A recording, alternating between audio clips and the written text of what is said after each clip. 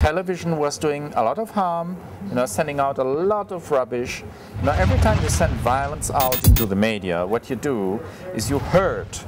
And people who have been injured because they have been raped, for example, and their brain is really damaged on a biological level, and this has been proven. Moshezif in the McGill Hospital in Canada has really proven that different forms of trauma change the chemical patterns within the cells.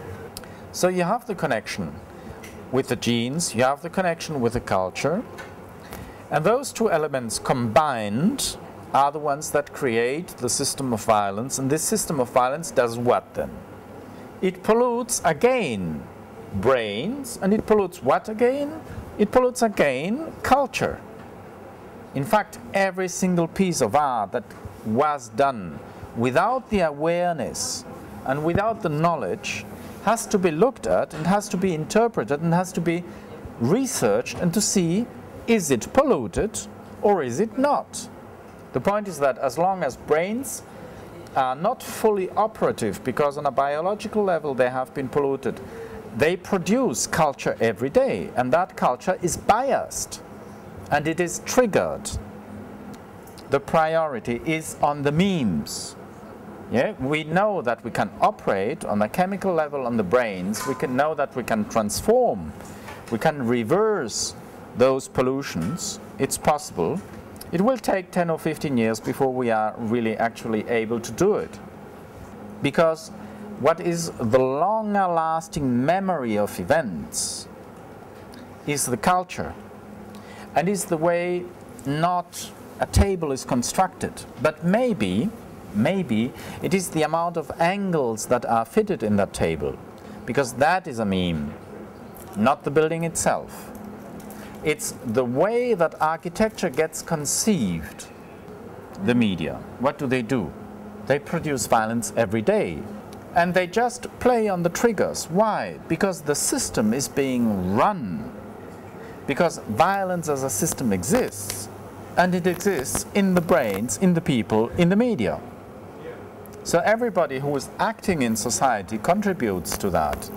And everybody can stop doing it, but he needs the knowledge. So they can have the knowledge. I can give the knowledge to people, but I want to see the people. And I want to, for example, be able to talk to the people.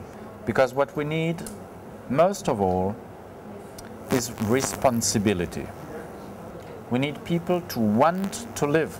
Internet users have to know that what is being put out there is not just a personal message, it's not just a message that is directed towards them.